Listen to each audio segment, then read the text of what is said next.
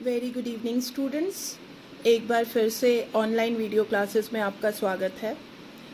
आज जिस टॉपिक के बारे में हम यहाँ डिस्कस करेंगे वो है रिसर्च पैराडाइम। आप अपने सिलेबस के अकॉर्डिंग देख पा रहे हैं आज का हमारा टॉपिक रिसर्च पैराडाइम है, यानी कि अनुसंधान प्रतिमान। आज हम बात करेंगे कि रिसर्च पैराडाइम क्या होता है। डियर स्टूडेंट्स, अब आप रिसर्च के मेन मुद्दों को पढ़ने वाले हैं और ऐसी चीज़ों को पढ़ने वाले हैं जहाँ से वाकई में रिसर्च के सारे टॉपिक स्टार्ट होते हैं। तो इन सारी चीज़ों को आप ध्यान से पढ़ें, ध्यान से समझें, क्योंकि जब तक आप इन चीज़ों को समझेंगे नहीं तब तक रिसर्च के आगे के टॉपिक्स को समझने में आपको बहुत दिक्कत होगी। इसलिए आप रिसर्च पैराडाइम को ध्यान से समझें, यहीं से आपका बेसिक रिसर्च स्टार्ट होता है। तो चलिए आज हम स्टार्ट करते हैं research paradigm in education, quantitative and qualitative research. चलिए स्टूडेंट, हम स्टार्ट करते हैं रिसर्च पैराडाइम। रिसर्च पैराडाइम यानी कि अनुसंधान प्रतिमान।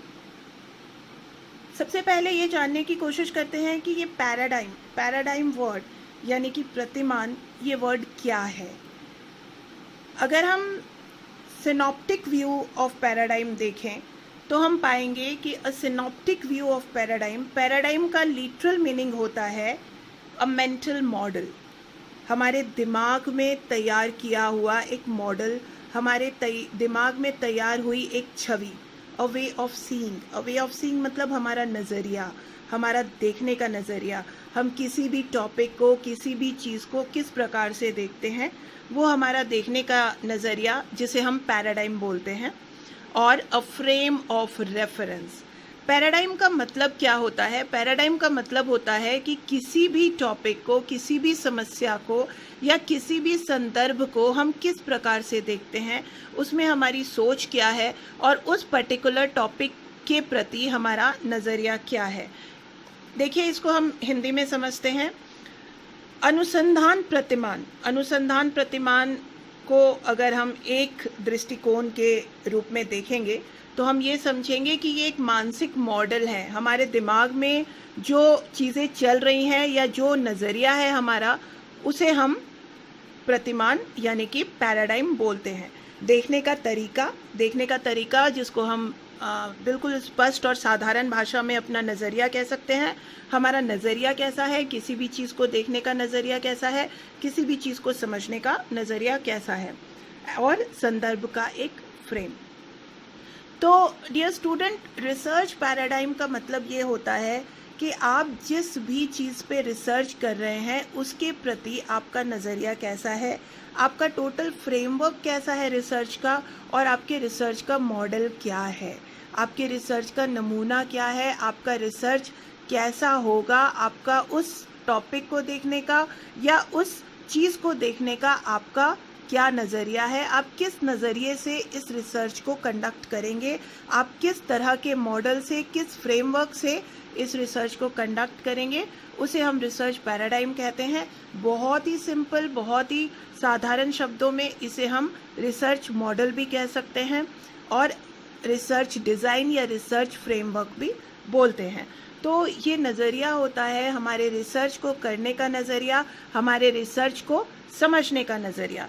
तो इसे ही हम रिसर्च पैराडाइम कहते हैं।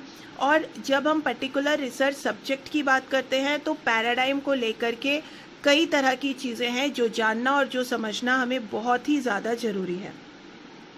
देखिए, इसे हम इस तरीके से समझ सकते हैं, इसके कुछ कंपोनेंट हैं, इस कंपोनेंट को समझना बहुत ज़रूरी है। आइए हम one by one research paradigm के कंपोनेंट को समझते हैं। The main component of paradigm. सबसे पहले इसमें जो चीज़ आती है वो है ऑन्टोलॉजी। ऑन्टोलॉजी क्या है? Ontology is concern with being और reality. It is the starting point of all research, after which one's epistemological and methodological positions logically follow. Epistemology जो है वो एक ऐसा ज्ञान है, एक ऐसा नज़रिया है, एक ऐसा पैराडाइम है जो कि रियलिटी पे बेस्ड होता है। इसमें हम जो चीज़ें रियल है, जो चीज़ें दिखती हैं या जो चीज़ें लॉजिकली जिसे हम प्रूव कर सकते हैं उसके बारे में बात करते हैं। Ontology is basically related with reality. जिसको हम रियलिटी से रिलेट कर सकते हैं वही ऑन्टोलॉजी के ज्ञान के तहत आता है या ऑन्टोलॉजी के शास्त्र के तहत आता है। The image of social reality upon which theory based. Ontology क्या होती है? ऑन्टोलॉजी सोशल रियलिटी की वो इमेज है, सोशल रियलिटी का वो नज़रिया है जिसके थ्रू हम सच्चाई को देखते हैं या फिर जिसके थ्रू कोई भी थ्योरी बनी हुई होती है। किसी भी थ्योरी का निर्माण जब किसी सच्चाई पे, किसी सोशल रियलिटी पे बेस्ड होता है तो वो सारा ऑन्टोलॉजी शास्त्र के अंतर्गत आता है या वो सारा ऑन्टोलॉजी के अंदर होता है। Claims and assumptions that are made about the nature of social reality। Ontology में किसी भी तरह की जो रिसर्च होती है उसमें क्लेम्स और एजम्पशंस जो हैं वो इसी तरीके से बनाए जाते हैं जिसमें सोशल रियलिटी को हम समझ सके या जान सके। ऑन्टोलॉजी को हम हिंदी में ऐसे समझ सकते हैं कि ये वास्तविकता से संबंधित होता है।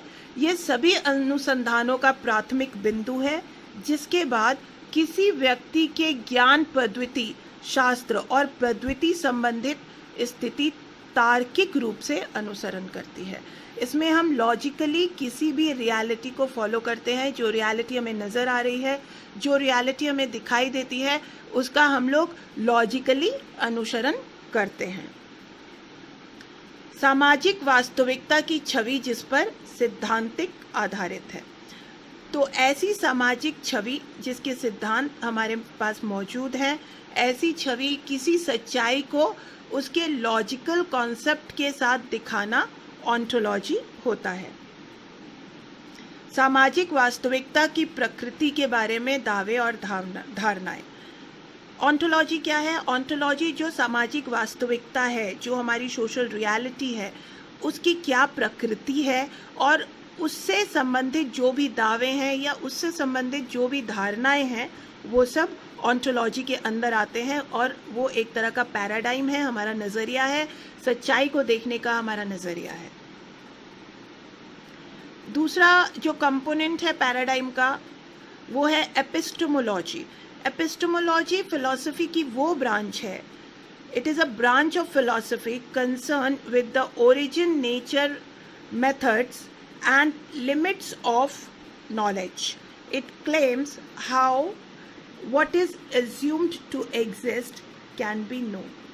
एपिस्टेमोलॉजी फिलॉसफी का वो ब्रांच है जिसके द्वारा हम किसी भी नेचर के ओरिजिन को, उसके मेथड को और नॉलेज को जानने की कोशिश करते हैं। कोई भी ज्ञान हम प्राप्त करने की कोशिश करते हैं उसके ओरिजिन को जानकर और उसके तरीकों को जानकर।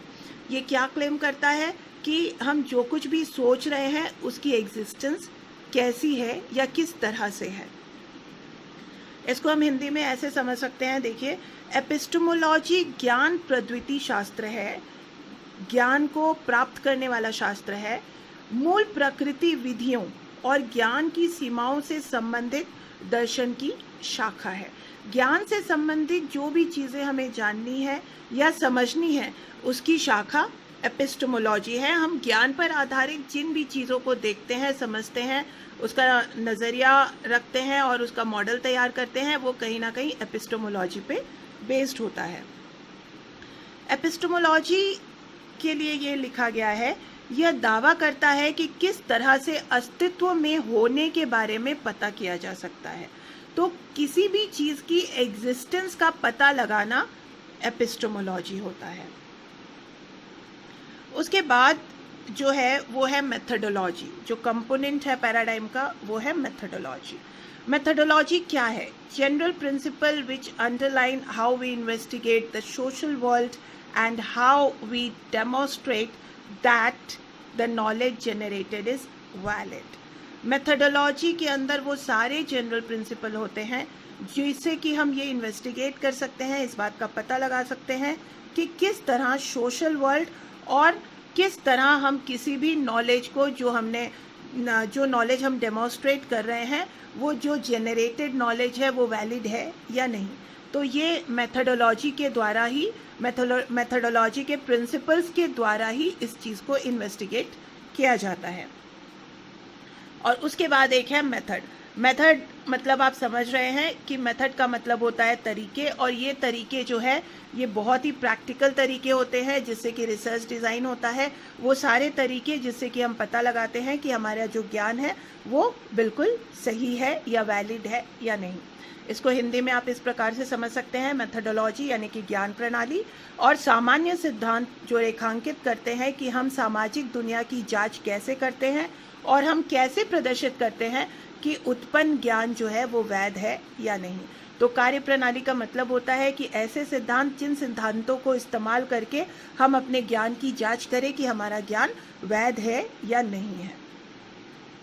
The more practical issue of choosing on appropriate research design. तो अप्रोप्रिएट रिसर्च डिज़ाइन जो है यानी कि रिसर्च पैराडाइम जो है वो बेसिकली इन 4 कंपोनेंट पे आधारित है। देखिए इन 4 कंपोनेंट को हम समझने की कोशिश करते हैं, ऑन्टोलॉजी, एपिस्टेमोलॉजी, मेथडोलॉजी और मेथड्स।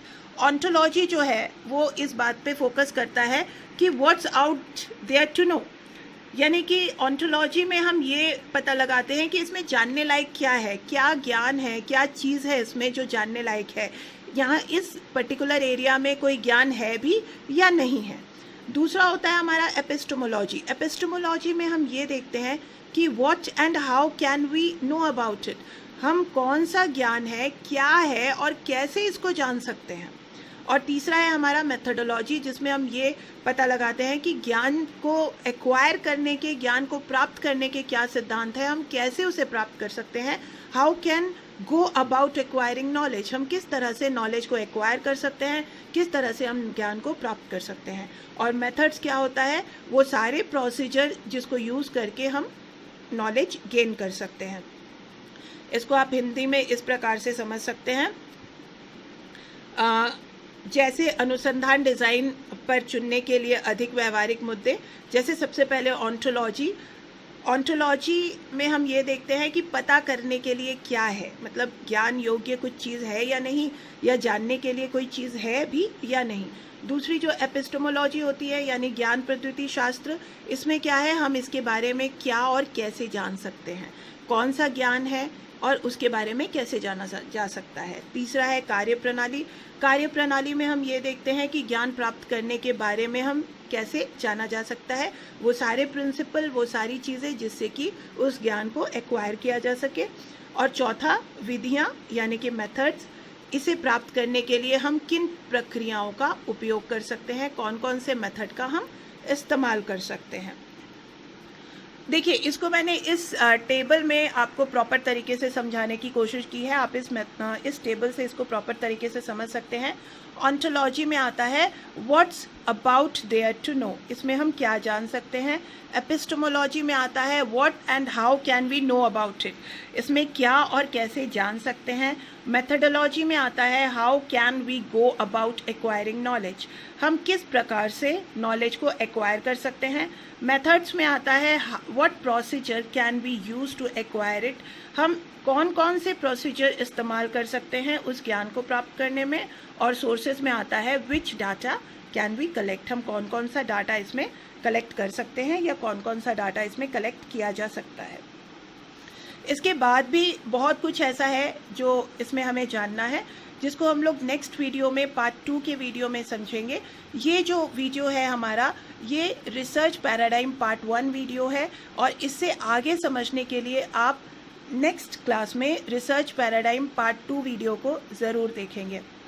आज तक के लिए इतना ही। Thank you so much.